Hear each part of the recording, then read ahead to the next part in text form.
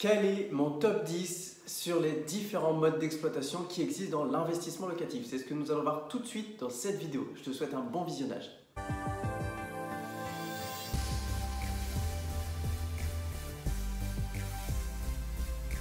Bonjour à toi, j'espère que tu vas bien. Bienvenue dans cette nouvelle vidéo YouTube. Aujourd'hui, je vais répondre à une question qui m'a été posée par une amie, mais qui peut être aussi très intéressant pour toutes les personnes qui souhaitent investir dans l'investissement locatif. C'est aujourd'hui, quel est mon top 10 dans l'investissement locatif? Parce qu'en effet, il existe une multitude de modes d'exploitation à utiliser dans l'investissement locatif. Tous ont des avantages mais aussi des inconvénients, et donc aujourd'hui le but est au travers de cette vidéo de te transmettre mon top 10. Donc là tu es actuellement dans la première partie de cette vidéo, elle sera divisée en 3 parties, donc si ce n'est pas encore fait, je t'invite à cliquer juste ici pour t'abonner, c'est extrêmement important, comme ça tu es sûr de ne pas louper les 2 autres parties. Et donc aujourd'hui on va commencer, je vais te présenter mon top 10 du 10e investissement vers le premier investissement. Et dans chaque mode d'exploitation, je vais venir te décliner les avantages et les inconvénients. C'est parti.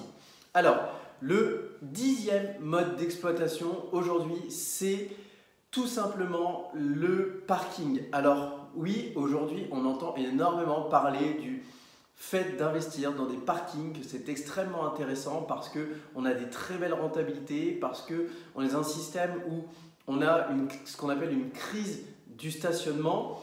Mais moi aujourd'hui, pour moi, ce n'est pas le meilleur investissement, tout simplement parce que, comme je dis toujours, il ne faut pas être aveuglé par le rendement, mais il faut aussi voir le capital qui est amorti tous les mois. Aujourd'hui, si on veut rester objectif, quelqu'un qui a un petit budget et qui veut absolument se lancer dans l'investissement locatif pour découvrir la joie des revenus passifs, oui, aujourd'hui, tu peux partir sur le fait d'investir un parking et tu peux largement accéder à ce souhait avec un budget de 10 ou 15 000 euros. Mais aujourd'hui, je préfère être transparent avec toi. Le gros défaut, c'est que premièrement, comme je te l'ai dit, tu as ton capital amorti qui sera très faible. Puisqu'en effet, si tu empruntes, je dis une bêtise, 15 000 euros sur 25 ans, tu te rends compte que ton enrichissement mensuel est extrêmement faible, que c'est une miette. La deuxième chose, c'est que tu es dans un système où aujourd'hui, ce sont ce qu'on appelle des revenus fonciers. Et donc, il faut savoir que les revenus fonciers, c'est très simple. On va venir prendre ta tranche d'imposition, on va rajouter juste au-dessus les revenus fonciers. Et donc, par exemple, si aujourd'hui tu es dans une tranche par exemple à 30%, c'est très simple, tu fais 30% plus 17,2% de CSG. Ça veut dire qu'à chaque fois que tu gagnes 1 euro sur ton investissement locatif grâce au parking, tu as 47 centimes qui vont partir à l'État. Donc aujourd'hui, tu vois, si tu veux t'enrichir, ça va être très compliqué. Même si demain, tu as acheté un lot avec 50 parkings, ça reste quand même très compliqué à optimiser. Mon 9e mode d'exploitation, c'est quoi? C'est la location nue.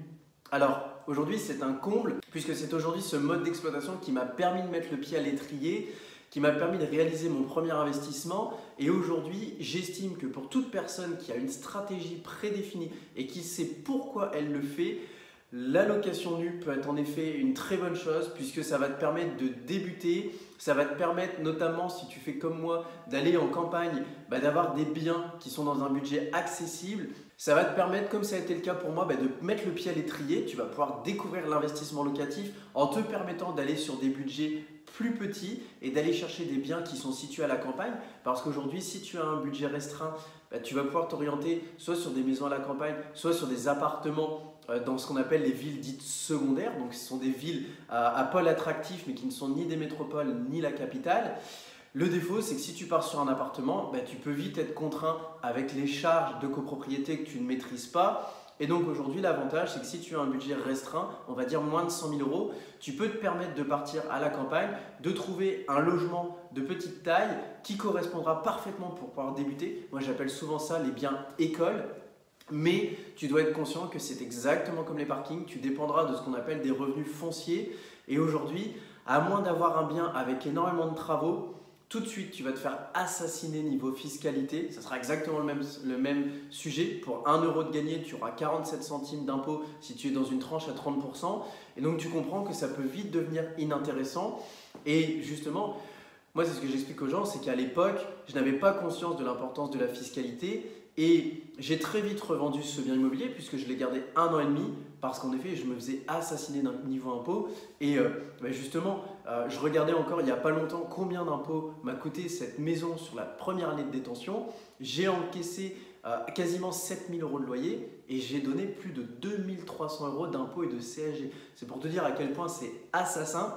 Alors qu'en parallèle, j'ai aujourd'hui d'autres biens qui sont dans d'autres régimes fiscaux qui me coûtent 0 € d'impôt alors que j'encaisse beaucoup plus. Donc, retiens pour ce mode d'exploitation que je classe en 9e position dans mon classement qu'aujourd'hui c'est très bien si tu veux mettre le pied à l'étrier, mais aujourd'hui le but c'est que tu en sortes le plus rapidement possible parce que soit tu te feras assassiner niveau impôt, soit tu pourras risquer de tomber dans ce qu'on appelle une course au déficit, c'est-à-dire de toujours vouloir faire des travaux pour ne pas payer d'impôts. Le problème c'est qu'un jour tu te feras rattraper.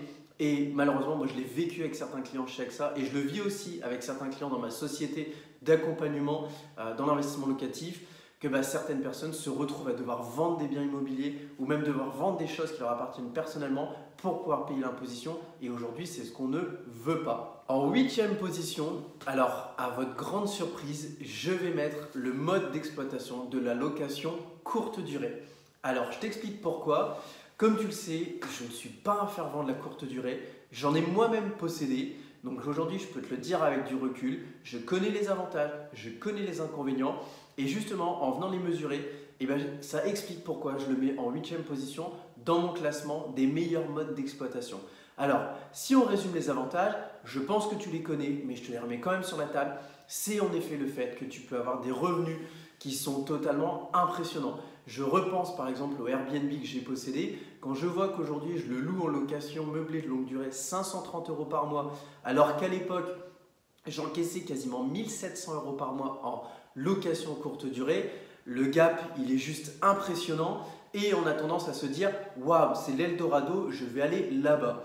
Malheureusement, la liste d'inconvénients elle est comme ça et en plus on se retrouve dans une situation où on sort du confinement.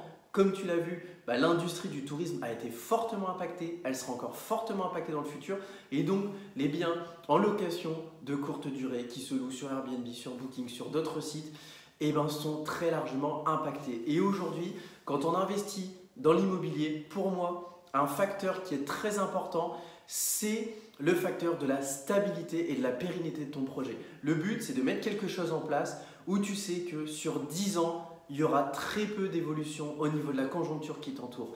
Et là, dans le Airbnb, c'est très compliqué parce que justement, tu dépends de l'industrie du tourisme. Donc si demain, on l'a vu, la crise des gilets jaunes, si tu as un attentat, si tu as des catastrophes naturelles, si tu as des événements climatiques, si tu te retrouves dans un système où, comme là, tu as une pandémie, tu es dans un système où tu ne peux pas louer, contrairement à d'autres modes d'exploitation où tu continues de toucher tes loyers. Le deuxième point négatif, et ça, il n'y a pas beaucoup de personnes qui y pensent et ça m'énerve, je vais le dire parce que c'est le système de la gestion. Parce que quand on investit dans l'immobilier, le but premier de l'immobilier, c'est quoi? C'est de venir faire fructifier ses revenus, fructifier son épargne pour avoir un gap au niveau de son enrichissement et surtout avoir des revenus passifs. C'est-à-dire que moi aujourd'hui, au moment où je suis en train de vous parler, mes locataires me payent. Et donc on est dans un système où mon gain d'argent est totalement décorrélé du temps passé. Quand on est dans un bien en location de courte durée, c'est faux. Ce n'est pas du tout la même chose. C'est-à-dire qu'aujourd'hui, on est dans un système où il faut faire les check-in, il faut faire les check-out, il faut faire le ménage, il faut répondre au téléphone, il faut répondre aux mails. On est dans un système où en fait on se crée un deuxième travail. Et tout de suite, j'ai des personnes qui vont me dire « Oui Victor, c'est très bien, aujourd'hui, moi je l'ai délégué, moi je vais passer par une société de conciergerie, je vais passer par une personne qui va être mon gestionnaire. » Je l'ai fait aussi, je l'ai fait aussi. Aujourd'hui, c'est vrai que c'est très agréable. Quand on a quelqu'un qui s'occupe de tout pour nous, c'est génial. Sauf que moi à l'époque, je l'ai vécu, quand tu encaisses 1700 € par mois et que quand tu as payé l'eau, l'électricité, le gaz, la taxe foncière, que tu as payé ton gestionnaire, que tu as payé les 2-3 menus réparations à droite à gauche, et tu es dans un système où à la fin, il te reste quoi? 650, 700 €. Tu vas me dire oui, comparé à 530 €, c'est sûr que c'est beaucoup plus intéressant. Sauf qu'aujourd'hui, moi j'estime que mon temps a beaucoup plus de valeur et le temps que je passe avec ce gestionnaire pour faire le débrief, le temps que je passe quand malheureusement il n'a pas pu se rendre et que moi je dois absolument y aller, ça a beaucoup plus de valeur que justement ces quelques euros en plus. Et j'estime que sur d'autres stratégies, je peux beaucoup plus le développer. Alors si aujourd'hui, tu es conscient de ces points négatifs et que ça ne te dérange pas, tu peux foncer, tu peux aller faire du Airbnb. Comme on l'a vu avant, tu peux aller faire les autres modes d'exploitation qu'on a vus juste avant, la location nue, le parking. Mais aujourd'hui, j'estime que ces points noirs sont trop noirs justement pour te permettre d'aller là-dedans. Je t'invite à t'abonner, comme je t'ai dit, si ça n'a pas encore été fait. Aujourd'hui, on a vu ces 3 modes d'exploitation que je classe dans le bas de mon classement. Dans la seconde vidéo, on va voir les modes d'exploitation que je classe de la 7e place à la 4e place. Tu vas voir qu'aujourd'hui, on est sur des modes d'exploitation qui te rapportent de l'argent, qui ont moins de points noirs et qui vont justement te permettre de développer ton parc immobilier de façon beaucoup plus rapide et surtout de façon beaucoup plus sereine.